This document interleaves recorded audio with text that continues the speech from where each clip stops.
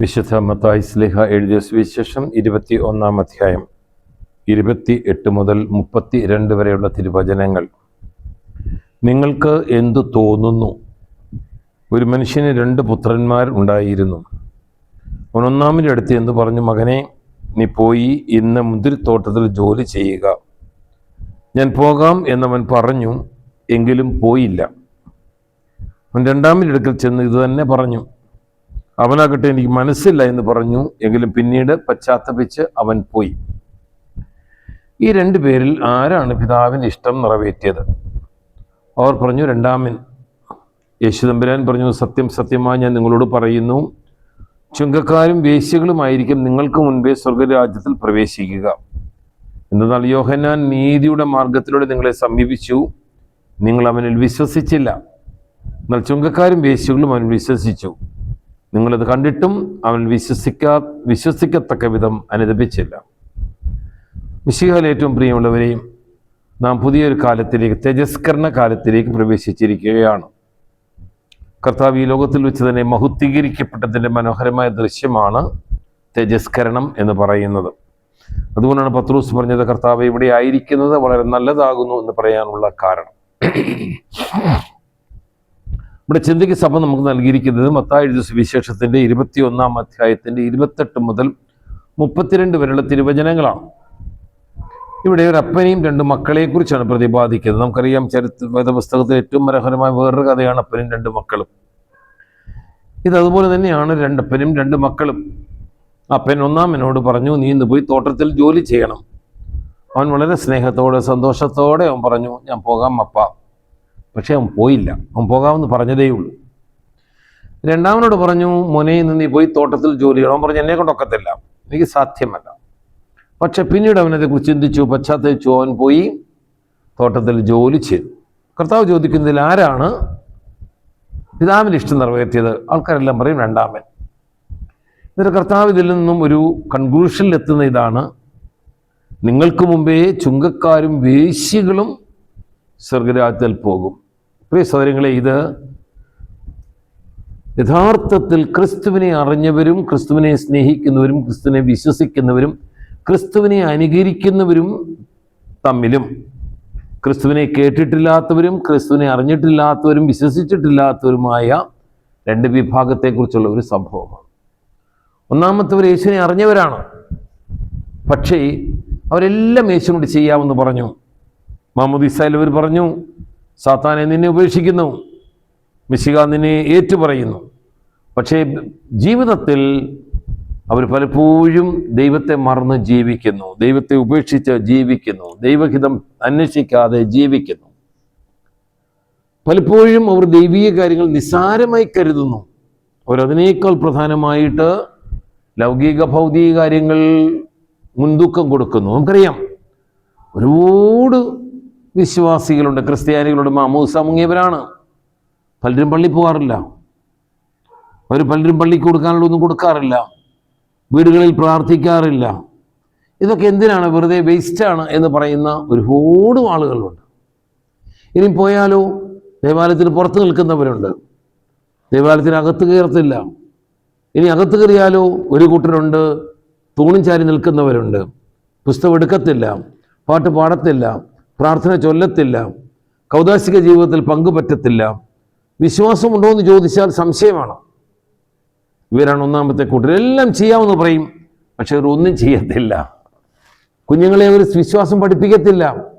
വീടുകളിൽ സന്ധ്യാപ്രാർത്ഥന നടത്തത്തില്ല, കുടുംബ പ്രാർത്ഥനയില്ല, വീടുകളിൽ അനുസരണമില്ല, മദ്യപാനമുണ്ട്, കലഹമുണ്ട്, ഭിന്നതയുണ്ട്.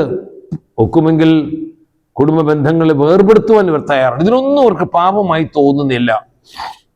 ദൈവിക കാര്യങ്ങൾ വളരെ നിസ്സാരമായിട്ട് കരുതുകയാണ് അവരൊക്കെ.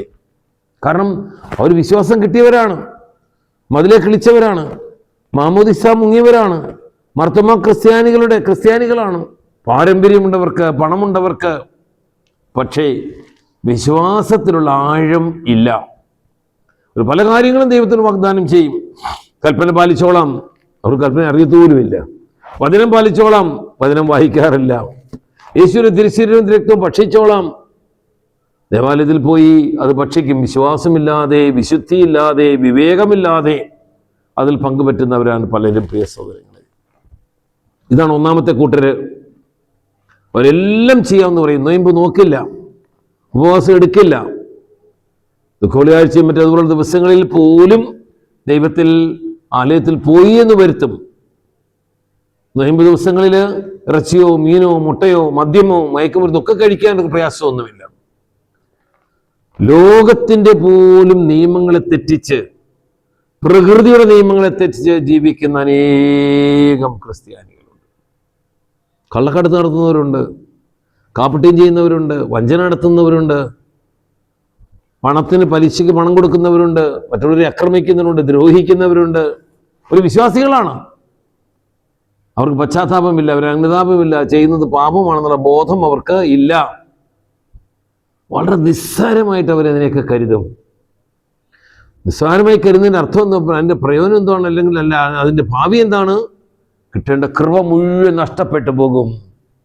പള്ളിയിൽ പോകാൻ പറ്റിയിട്ടും കൃപ കിട്ടാത്തവര്, യേശുവിൻ്റെ തിരുശരീരം രക്തം ഭക്ഷിക്കാൻ ഭാഗ്യം കിട്ടിയിട്ടും അതിന് കൃപ കിട്ടാത്തവര്, മാമോദിസ മുങ്ങിയിട്ടും അതിന് കൃപ കിട്ടാത്തവര്, പൗരോഹിത്യത്തിന്റെ കൂടെ ജീവിച്ചിട്ടും പൗരോഹിത്യ അനുഗ്രഹങ്ങൾ സ്വീകരിക്കാത്തവര്, വീടുകളിൽ സമാധാനമില്ല, സന്തോഷമില്ല, കൂട്ടായ്മയില്ല, ഐക്യമില്ല, ഇതിനെല്ലാം അവസരം ഉണ്ടായിട്ടും ഇതൊന്നുമില്ലാതെ ജീവിക്കുന്നവർ. അതാണ് ഒന്നാമത്തെ കൂട്ടർ. രണ്ടാമത്തെ മോനോട് പറഞ്ഞു, മോനെ നീ പോണം. അവൻ പറഞ്ഞു, എന്നെ കൊടുക്കത്തില്ല. അവർ യേശുവിനെ അറിയാത്തവരാ, അവർക്ക് അവസരം കിട്ടിയില്ല, കിട്ടിയിട്ടും അവർ യേശുവിനെ അറിയാൻ അന്വേഷിച്ചില്ല. അവർ യേശുവിനെ പുറകെ പോയില്ല. അവർക്ക് ദൈവപ്രമാണങ്ങൾ അറിയത്തില്ല, അവർക്ക് ദൈവത്തിൻ്റെ വചനം അറിയത്തില്ല, എന്താ ഈ തീർമാനം എന്ന് പറഞ്ഞാൽ അവർക്ക് അറിയത്തില്ല. എന്നാൽ കർത്താവ് പറയുകയാണ്, അവർക്ക് പിന്നീട് പശ്ചാത്താപം തോന്നി. കേരളത്തിൽ അങ്ങോളം ഇങ്ങോളം ഒരുപാട് ധ്യാന കേന്ദ്രങ്ങളുണ്ട്.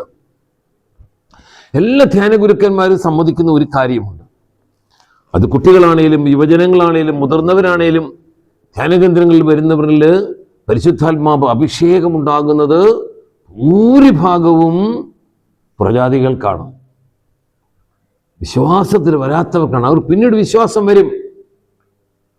എനിക്കറിയാം ഒരു ഫാമിലിയെ, ഒരു വിശ്വാസത്തിൽ വന്നതിന് ശേഷം അവരെ വിശ്വാസത്തിന് വേണ്ടി ജീവിക്കാൻ എന്തും ചെയ്യാൻ തയ്യാറാണ്, എത്ര മണിക്കൂർ ചെലവാക്കാൻ തയ്യാറാണ്, മറ്റുള്ളവരെ സ്നേഹിക്കാനും സഹായിക്കാനും നന്മ ചെയ്യാനും തയ്യാറാണ്.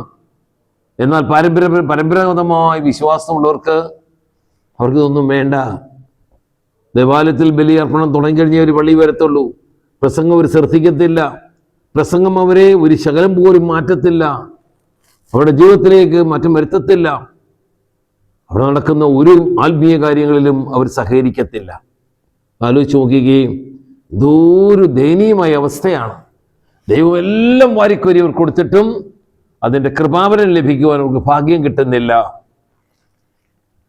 കർത്താവ് വളരെ ദയനീയമായിട്ടാണ് പറയുന്നത്, നിങ്ങൾക്ക് മുമ്പേ ചുങ്കക്കാരും പാപികളും വേശ്യകളും സ്വർഗത്തിൽ പ്രവേശിക്കും എന്ന് പറഞ്ഞാൽ, വിശ്വാസിക്ക് വിശ്വാസം നഷ്ടപ്പെടുമ്പോൾ പാപി പശ്ചാത്തപിച്ച് യേശുവിനെ ഏറ്റുപറഞ്ഞ് ജീവിക്കും. നമുക്ക് ചരിത്രത്തിൽ നമുക്ക് മനോഹര ഉദാഹരണമുണ്ട്. മറിയം മഗ്ദലനെ മറിയത്തെ ആരും അറിയാത്തൊരു വേദപുസ്തകത്തിലില്ല. എല്ലാവർക്കും മറിയം മഗ്ദലത്തെ അറിയാം. ലോകത്തിൻ്റെ സ്ത്രീയായിരുന്നു, പാപത്തിൻ്റെ സ്ത്രീയായിരുന്നു. 7 പിശാചുകളെയാണ് കർത്താവ് അവളിൽ നിന്നും പുറത്താക്കിയത്. പക്ഷേ അതിൽ എത്രയോ വിശ്വാസമുള്ള ഒരു കർത്താവിൻ്റെ കൂടെ ഉണ്ടായിരുന്നു. പരമ്പരാഗതമായിട്ട് ഇസ്രായേലിന്റെ മക്കളായി ജീവിച്ചവരുണ്ടായിരുന്നു. കർത്താവിനെ അംഗീകരിക്കാൻ അവരാരും തയ്യാറായില്ല. എന്നാൽ ഈ പാപിനിയായ സ്ത്രീ യേശുവിനെ ഏറ്റുപറഞ്ഞ നിമിഷം മുതൽ യേശുവിൽ നിന്ന് മാറിയിട്ടില്ല. അവന്റെ പാദത്തെങ്കിൽ ഇരുന്നു, അവനിൽ നിന്ന് വരുന്ന വാക്കുകളെ അവൾ ശ്രദ്ധിച്ചു, അത് മുഴുവൻ അവൾ ജീവിച്ചു. കർത്താവിൻ്റെ മരണസമയത്ത് അവൾ മുഴുവൻ സമയവും കർത്താവിനോടൊത്ത് അവൾ വസിച്ചു. നേരം പരമ്പര വിളിക്കുമ്പോൾ കല്ലറയിലേക്ക് ഓടി കർത്താവിനെ കണ്ടെത്തുവാനായി, കർത്താവിൻ്റെ മൃതശരീരത്തിൽ സുഗന്ധദ്രവ്യങ്ങൾ പൂശുവാനായി. അവൾക്കാണ് ആദ്യമായിട്ട് കർത്താവ് തൻ്റെ ദർശനം കൊടുക്കുന്നത്. നോക്കുകയും മഹാപാപിനിയായ സ്ത്രീക്ക് ദൈവം കൊടുക്കുന്ന അനുഗ്രഹങ്ങളെക്കുറിച്ച്, പ്രിയ സഹോദരങ്ങളെ, നാം ഇതൊരു കുറ്റപ്പെടുത്തലായിട്ട് കണക്കാക്കരുത്. ദൈവം നമുക്ക് നൽകിയ വിശ്വാസമാണ് ഈ ലോകത്തിലെ ഏറ്റവും വിലപ്പെട്ടത്. If you lose money you lose nothing. If you lose character you lose something, or health you lose something. But if you lose your faith lose everything. പണം സമ്പാദിച്ചാൽ സാരമില്ല, ഉണ്ടാക്കാം. ആരോഗ്യം സമ്പാദിച്ചാൽ സാരമില്ല. പക്ഷേ നിന്റെ വിശ്വാസം നഷ്ടപ്പെട്ടാൽ നിനക്ക് നിത്യജീവൻ നഷ്ടപ്പെടും. ഈ ഒരു ബോധ്യം നിനക്കുണ്ടാകണം. നിന്റെ വിശ്വാസത്തെ ആത്മശോധന ചെയ്യണം. നീ മാമോദിസയിലേറ്റ് പറഞ്ഞ വിശ്വാസം നീ ജീവിക്കുന്നുവെന്ന് പരിശ്രമിക്കണം. നിന്റെ ദൈവത്തോടും ദൈവാലയത്തോടും നീ എത്രമാത്രം ശുഷ്കാന്തിയോടെ, താല്പര്യത്തോടെ, വിശ്വാസത്തോടെ, തീക്ഷ്ണതയോടെ പെരുമാറുന്നു നീ പരിശോധിക്കണം. നീ അതിലേതെങ്കിലും കാര്യങ്ങളെ നിസ്സാരമായി കരുതുന്നുണ്ടോ? ദേവാലയത്തെ നിസ്സാരമായി കരുതുന്നുണ്ടോ? ദേവാലയത്തിൽ പ്രതിഷ്ഠിച്ച വസ്തുക്കളെ നിസ്സാരമായി കരുതുന്നുണ്ടോ? ദേവാലയത്തിന് പ്രതിഷ്ഠിച്ച പുരോഹിതന്മാരെ നിങ്ങൾ നിസ്സാരമായി കരുതുന്നുണ്ടോ? ഇവരുടെ ഒന്നും വാക്കുകളൊന്നും നിസ്സാരമായി കരുതരുത്.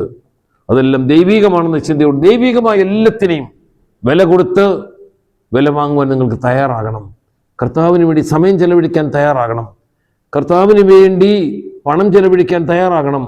കർത്താവിനെ ആരാധിക്കാനും മഹത്വപ്പെടുത്തുവാനും കർത്താവിന് നന്ദി പറയുവാനും കർത്താവിനോട് ചേർന്ന് നിൽക്കുവാനും കർത്താവ് തന്ന വിശ്വാസം കാത്തു സൂക്ഷിക്കുവാനും ആ വിശ്വാസം അനേകർക്ക് പകർന്നു കൊടുക്കുവാനും നമുക്ക് സാധിക്കട്ടെ. പ്രിയ സഹോദരങ്ങളെ, ഈ ഒന്നാമത്തെ മകൻ്റെ കൂട്ടത്തിൽ കൂടാതെ പ്രത്യാശയോടുകൂടി കർത്താവിൻ്റെ വരവിന് വേണ്ടി കാത്തിരിക്കുന്ന വിശ്വാസികളായി മാറുവാൻ ഞങ്ങളെ തന്നെ സമ്പൂർണ്ണമായി പശ്ചാത്തപിച്ച് അനുദപിച്ച് പാപമോചനം പ്രാപിച്ച് മാനസാന്തര അനുഭവത്തിലേക്ക്, ദൈവിക അനുഭവത്തിലേക്ക്, സ്വർഗീയ അനുഭവത്തിലേക്ക് തിരിച്ചു വരുന്നവരായി തീരുവാൻ നമുക്ക് പ്രാർത്ഥിക്കാം. വിശ്വാസത്തെ ആത്മശോധന ചെയ്യാം. നമ്മുടെ ജീവിതക്രമങ്ങളെ ആത്മശോധന ചെയ്യാം. ഒരു ദൈവിക കാര്യത്തെ നിസ്സാരവൽക്കരിക്കാതെ ഗൗരവത്തോടെടുത്തോടെ ജീവിക്കുവാൻ കൃപയ്ക്കായി പ്രാർത്ഥിക്കാം. എല്ലാ അനുഗ്രഹങ്ങളും തന്ന് ദൈവം നമ്മളെല്ലാവരെയും ധാരാളമായിട്ട് അനുഗ്രഹിക്കട്ടെ. പിതാവിൻ്റെയും പുത്രൻ്റെയും പരിശുദ്ധ റൂഹായുടെയും തിരുനാമത്തിൽ ആമേൻ.